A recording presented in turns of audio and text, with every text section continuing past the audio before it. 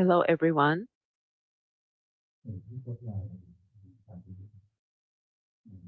What you guys are doing right now, it's similar to what I used to do in the past 40 years ago. Every Sunday, I would go listen to Dhamma. Each month in the past in Bangkok, there will be some masters to teach, come in to Bangkok to teach. So there's like a foundation of Dhamma, Sala Rung Chin, Wat Barom Niwat, Wat Noi. Wat Noi is quite close near the university in Bangkok, and there's like a Benjamin Baptist temple. There are many places. So I chose which master I wanted to listen to at that time. I would go to attend to listen to the sermon. So I would just do the same thing as you guys do right now. Every Sunday, every month, I would go to listen to these sermons about 3 times. Another week, I would just go up to Korat to pay respect to Luangpu Put. If there's like a long holiday, I would go see other masters at a distance. Luangpu Dun, Luangpu Tet, Luangpu Sin. These masters live far away. So my mind always thinking, surrounded with the thoughts about masters and Buddha, about Buddhism. People who saw me, they felt that I was obsessed with Buddhism, with monks, with temples. Nowadays, there's a proof that people who live in the worldly sense, it's so empty. There's nothing important for us for me, who paid attention to practice. My life is peaceful and calm and happiness. Money cannot buy these things. I achieved this because I put in an effort. I went to study, listened to the masters, and practiced. So I got the fruits of my practice. Life is peaceful and calm. The world is full of heat, burned with defilements of greed, anger, delusions, burning the world. Like those powerful countries, they have so much power. They have so many resources. It's the greed, it's the delusion. And they go in and fight others and take it from others. They thought that they had more power and they would be able to take away from others. No one could punish them. They do this out of greed, out of delusions. So you listen to the news, you look at their faces. They don't have any happiness or calm or peace in life. So when they have more power, they can do a lot more damages to people. So for other people, they just have one fist and can just punch one person and can just hurt one person at a time. But these powerful people, they can hurt all the people in the world. So this is similar. This is a completely wrong view. They don't understand. They don't believe in karma. They don't believe in the repercussions of their actions. They don't believe that next life exists. It will come one day. They just don't know the wisdom that had been enlightened by the Buddha. This is a clear illustration of the misconception.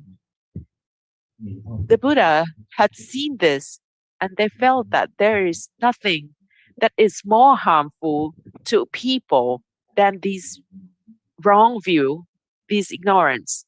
So when they have more power, they can make more severe mistakes. So for you, when you are working your when you have the when you are the CEO, you have the power, you can start to affect more people. That's like a little more a smaller scope. So don't take advantage of your customers, your employees. You have to believe that karma exists. You when you practice, when you have this special ability to see that, in the next life, to see a lot of ghosts. And these people used to be so big and powerful in during their human lifetime. So when you study Dhamma, you practice, you develop your mind, you will be distant from all this evil. It's a journey that will not meet of these two parallel journeys, two parallel paths, even though when you practice, you're going to be perpendicular to these journeys. You're just going to leave these worldly journeys and paths. What does it mean by to be transcending beyond this worldly sense? This thing that is transcended beyond this worldly existence is real. So practice your foundations of mindfulness in order to achieve this beyond, transcending beyond. So you have to do it right.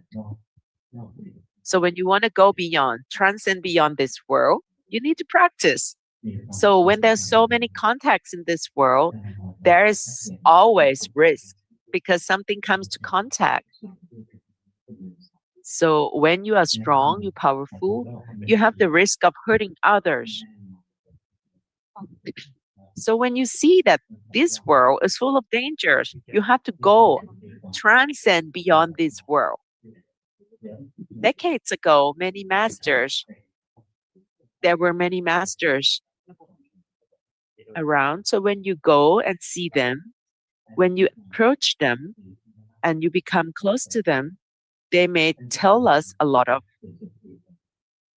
funny, interesting stories since 4 decades ago.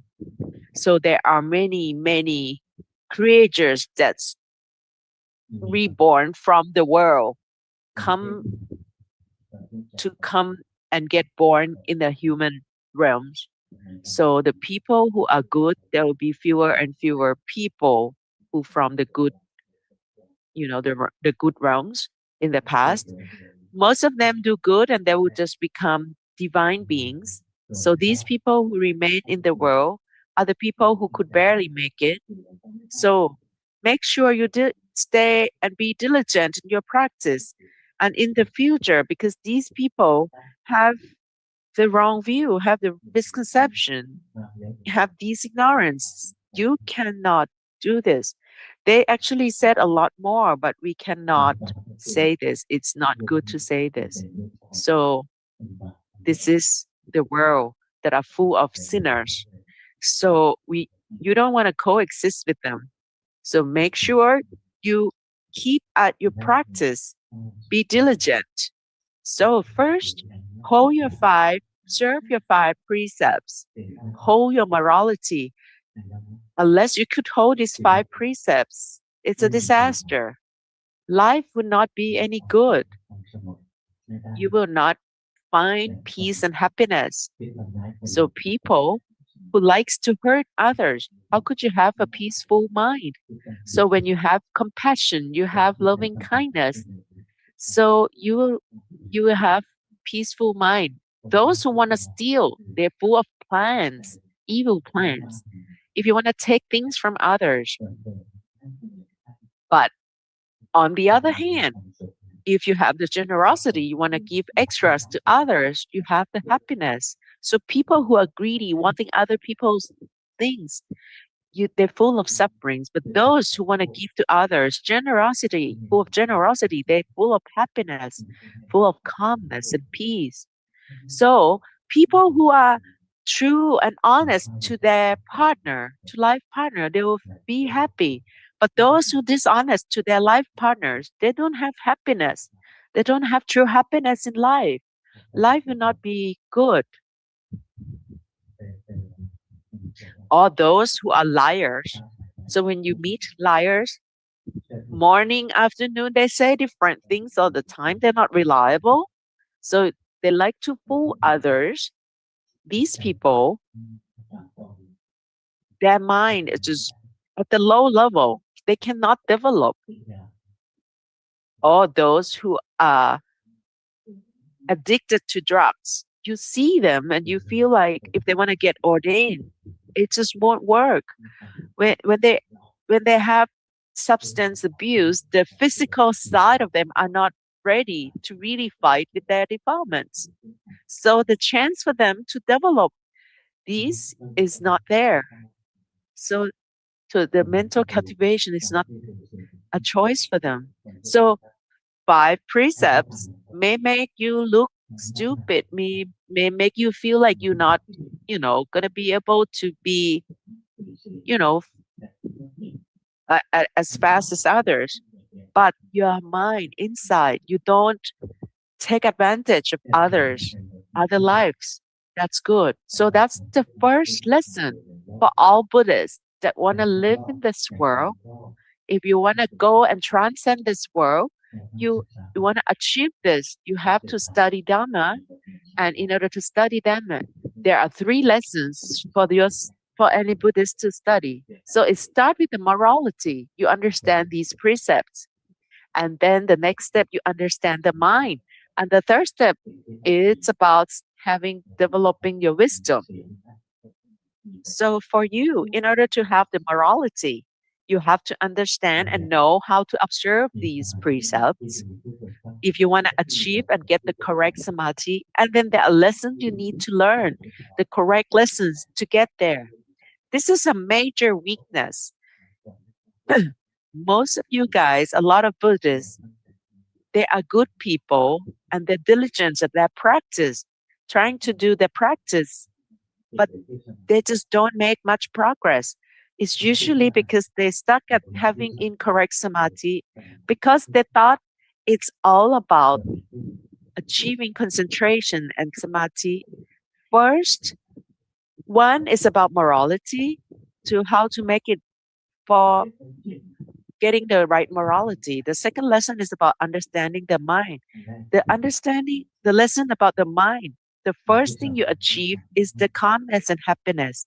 And then the second thing you achieve from this mental study or lessons, you're going to get a stable observer as a consequence. If your mind is not staying with your body and mind, you will never get to the wisdom cultivation stage. So the wisdom cultivation is about understanding the truth about life, what is constituting your life. It is the mind and the body. So the wisdom, it's about understanding the nama and the rupa, which constitutes your life. So understand your own life, the body and mind of yourself. You can go and understand all these things outside, the mind and the body of the nama and rupa outside, but it's so hard. It's full of pitfalls. So come back to yourself, understanding your body and mind. So these are the 3 lessons for all Buddhists: the morality, the mental lessons to achieve the happiness, the calmness, and becoming a stable observer. In order to get to the third lesson, it's about the wisdom cultivation, it's the insight development. And these are the things, the vipassana practice. What does it mean? It's not about thinking. Vipassana, it's about seeing it correctly. We is correctly, clearly, and Pasana is seeing. So it's about seeing the truth about the body and mind truthfully. So when you could see this about the truth about yourself clearly, you will let go of these attachments of the body and mind. So whatever arises in the body, whatever arises in the mind, you will no longer have any sufferings. These are the 3 lessons that you need to study. So the rest are a lot of details I teach you. So when you hold the morality, you observe the morality, the precepts, you have the intention to this. The moment you wake up, you want to observe these 5 precepts. You need only 5 precepts for people who still live in this world. Don't go beyond this, otherwise, it's a lot of pressure. So, hold these 5 precepts dearly. Every morning when you wake up, have the intention to observe this. So, the intention to observe this is the intention to abstain from any wrongdoing in these 5 dimensions. So it's the intention to abstain from any wrongdoing in these 5 dimensions. This is not vipassana. Vipassana is about observing this, but morality, you need the intention to abstain from these violations. Don't let the defilements overtake you. So even though the defilements tell you to steal, you have to be able to abstain from it, to suppress these desires. So initially, for morality lessons, you have the intention to abstain from these violations. So when you do it repeatedly, it becomes a habit. Once it becomes a habit, you don't have to be too intentional. You will not have any desire. For those people who like to lie, initially you have to have the intention to stop doing that. Once you do this repeatedly, you will no longer want to. Or those who are addicted to any drugs or alcohol, initially you have to fight with these desire. After a while, the mind becomes used to not drinking, not taking drugs. So first have the intention. When you have the strong intention and do it repeatedly, it becomes a habit and it becomes easy. So there's still 5 of them. Number one, two, three, four, 5 of these 5 precepts. So then you do this. Once you develop your mind to become at a higher level, so rather than having to have the intention to observe this, it's because the defilements has overtaken you. But when you have good mindfulness and becomes aware of your defilements, so when you see other people's wives and they're so beautiful and you feel that your wife is not beautiful and you want to go after someone else's wife. But if you don't have mindfulness, you cannot see the defilements inside your mind, and then you want to kill the husband and get their wives. In the past, that's what they do. You kill the husband in order to take their wives. So you have the aversion to kill, and you have the greed to get the wife. So these are the delusions overtaking you. You don't know right from wrong. So, so observe your mind when you even though you start with the intention to observe this morality, but you observe the mind after a while, these defilements arise and you become aware. Any unwholesomeness arises, you become aware. It's not that hard. So when you drive, for example, it's not that difficult. When you drive, someone cuts in front of you, you have the anger. Most of the people would look at the car and observe at the driver who cuts in front of you, someone who makes you angry. But if you actually come back to yourself, observe your mind, observe your feelings, and you will see that this anger arises in the mind, and it cannot, the aversion will not be able to overtake you. You will not violate any precept. You will not just pretend just to hit that car and you violate the precept.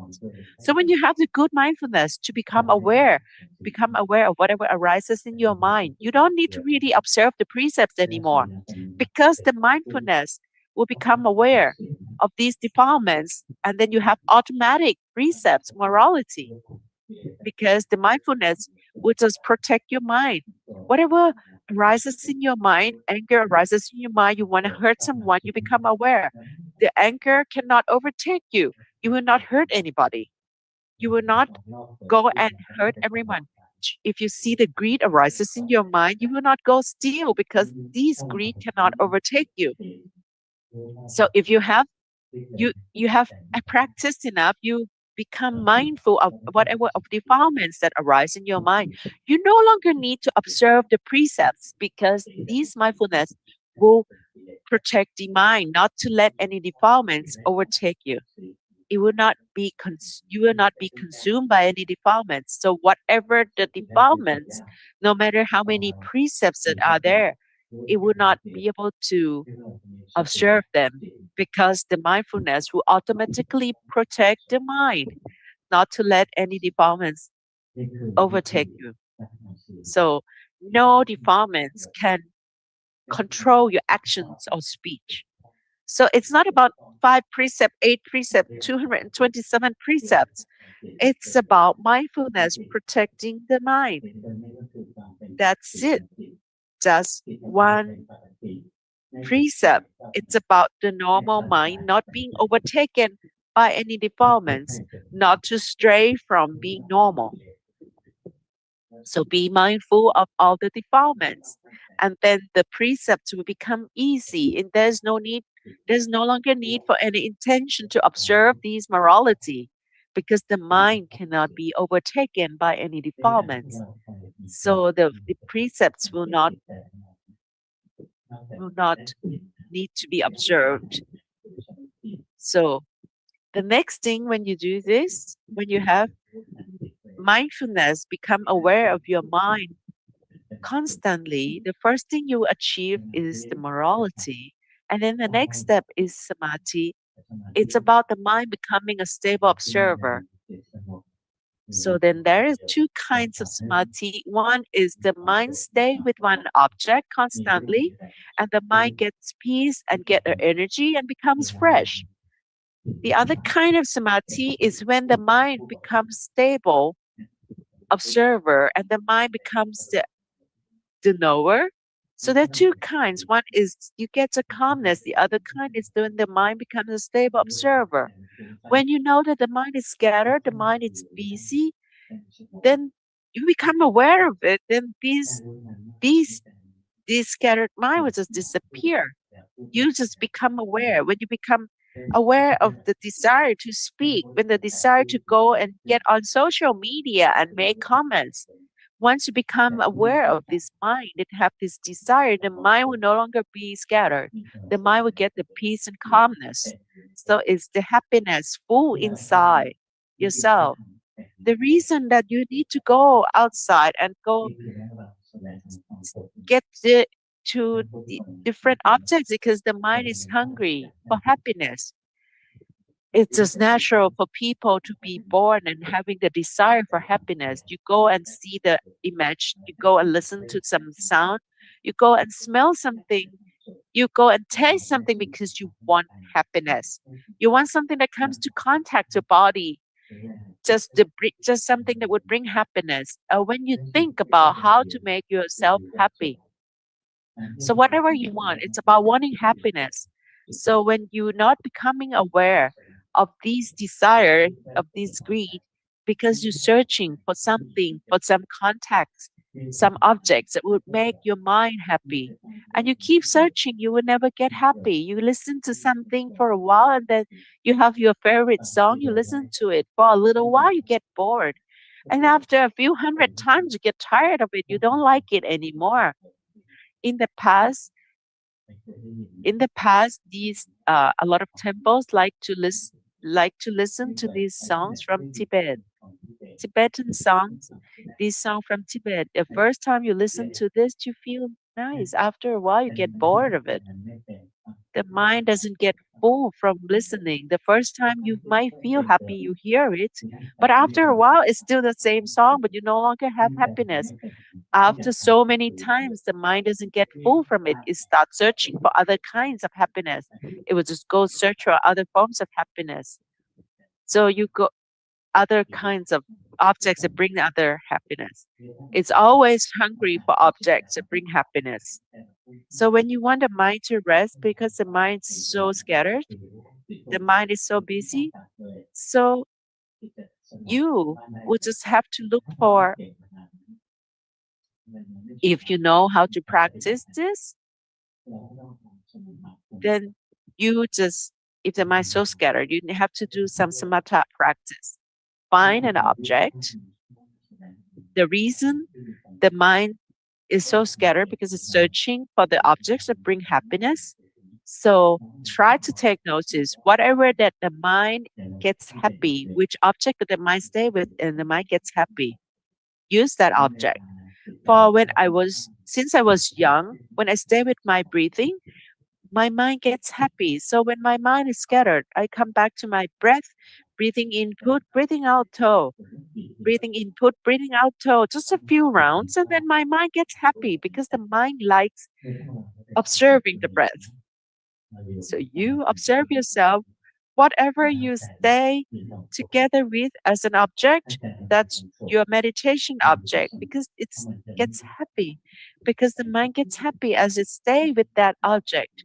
It won't go anywhere else because otherwise the mind is hungry for the object that would bring you happiness. Just feed happiness you yourself by staying with the meditation object that makes you happy. It's just like a kid. You don't want the kids to go anywhere because you're afraid that the car will hit the child. Just bring something that the child likes. Just bring some candies that the kid likes. The kid will not go anywhere far. I will just come home. So when the kids like to play with the tablet, just give the tablet to the child. The child will not go anywhere. I'm not suggesting you do this. Actually, you should not give the tablet to the children because the mind is sent out the whole day. I'm just giving you an example that the mind is like a child. When you give an object that makes the mind happy, the child will not go anywhere, just like the mind will not leave the house by staying it with a meditation object. So any meditation object that bring happiness to your mind, use that as your meditation object. So happiness in an app is approximate cause for peace, for samadhi. So that's the first kind of samadhi. There's another kind. It's not about calmness. It's not about happiness. It's about the mind becoming a stable observer. So, so that so the calmness kind, the mind stay with the object. So the mind stay with the object, staying as one. So but the other kind of samadhi, there is an observer. There's an object. The mind is an observer. Just like when you stay by the street, you see the cars passing by. You don't follow the cars. The mind is a stable observer. That stable observer, when the mind becomes a stable observer, it withdraw itself from any phenomena that arise.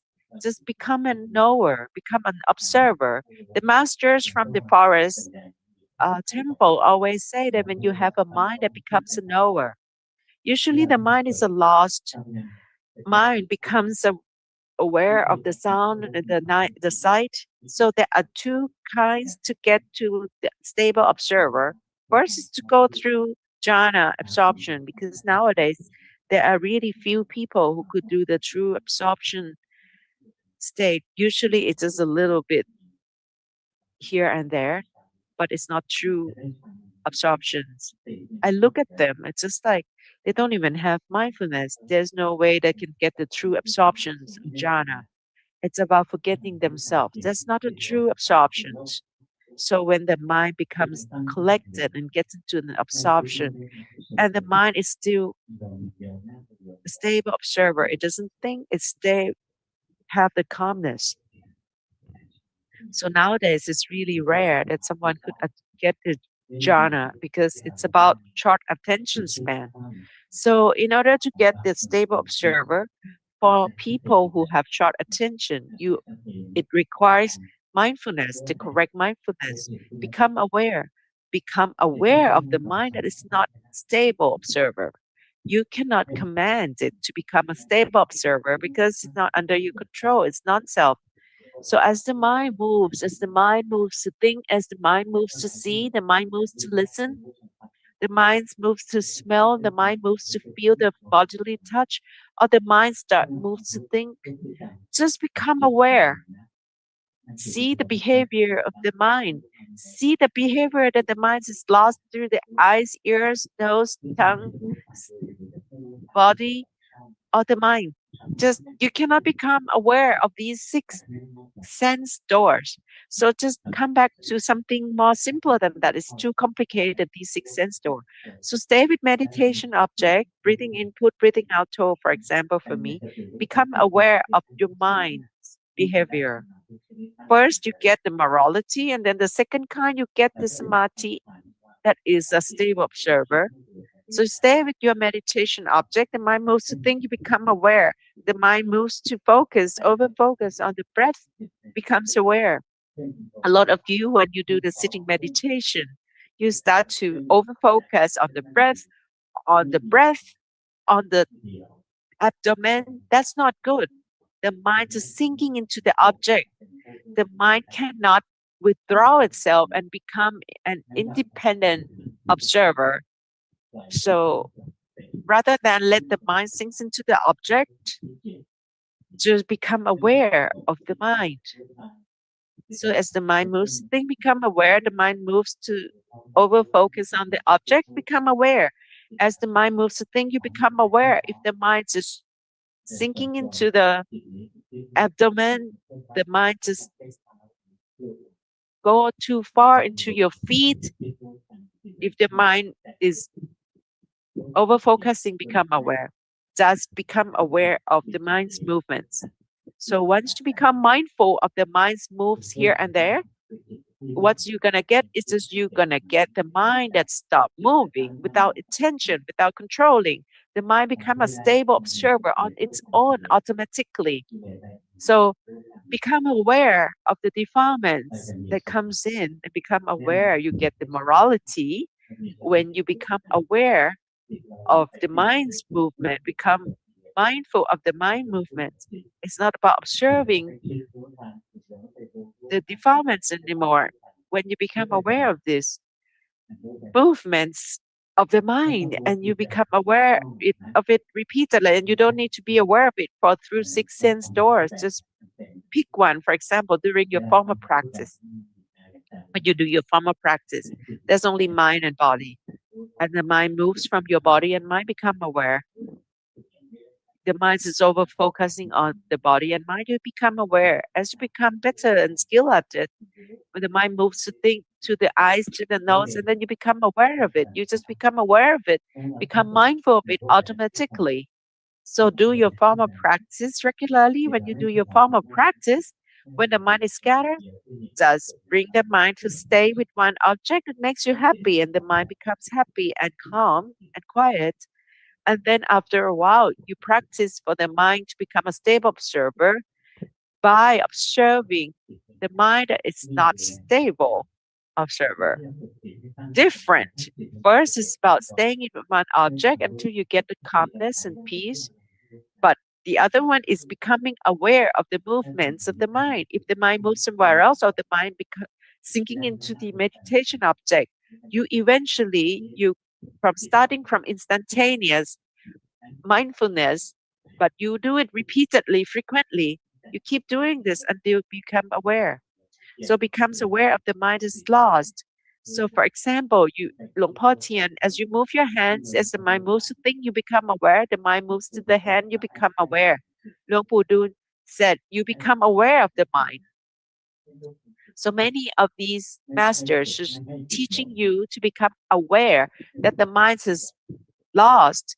It's not about controlling the mind, not to get lost. It's about becoming mindful of the mind's being lost. So breathing in, breathing out, toe, and the mind is lost. And you're worried about the oil is getting so expensive, the gas is getting expensive, the inflation is coming. So you become aware that the mind is lost to think. Then that last mind has disappeared, and the mind, the awake mind becomes there, is there. If you do it repeatedly, the more you see the mind getting lost every time it's lost, and you become knowing, you know it, you just slowly the mind becomes aware. The the upright and stable observer, it's about the mind is a stable observer. And the mind will stop being a character that just showing. Sometimes it's just this character and that character, sad character, happy character, hungry, greedy character. So once you become a stable, your mind becomes a stable observer. Rather than a performer, it becomes an observer, observing the mind and the body doing its own thing. When the mind becomes a stable observer, you are ready for the insight development. So this wisdom development cultivation, in order to do the wisdom cultivation, it's about learning the truth. It's about the insight development. It's about seeing correctly. So in order to do vipassana practice, the first is mindfulness. The second one is the stable observer. It's the correct kind of samadhi. Unless you have a stable observer, you cannot say that you have a vipassana practice. So a lot of times it's said that it's like a vipassana retreat. It's about actually mostly it's over focusing. Unless you have a stable observer, the mind is awake as an observer. It's no longer a performer. It's not a practitioner.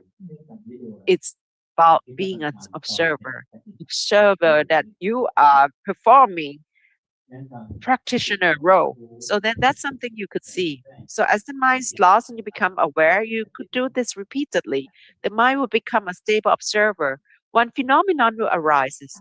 You would see the aggregates separate out.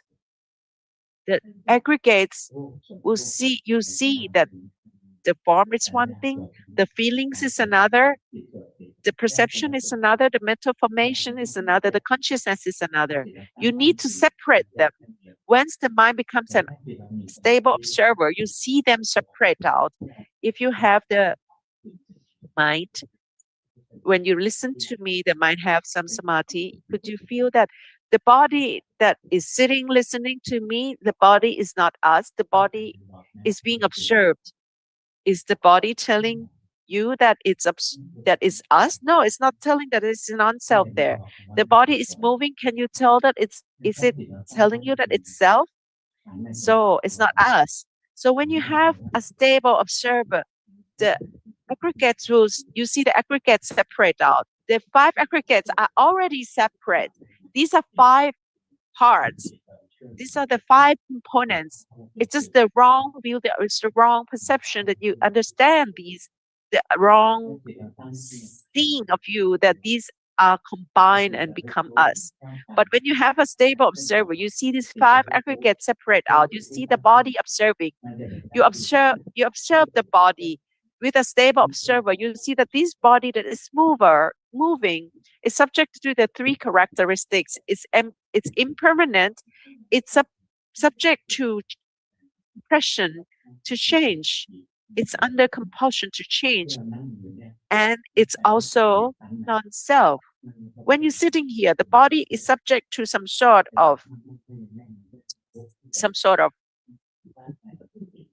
which is being under compulsion to change. It's just being forced to change. Breathing in alone will bring sufferings. Breathing out alone will just bring sufferings. It's always under oppression to change. It's under compulsion to change. When you become aware of the body, you see that the body is impermanent. It's always changing. It's constantly changing.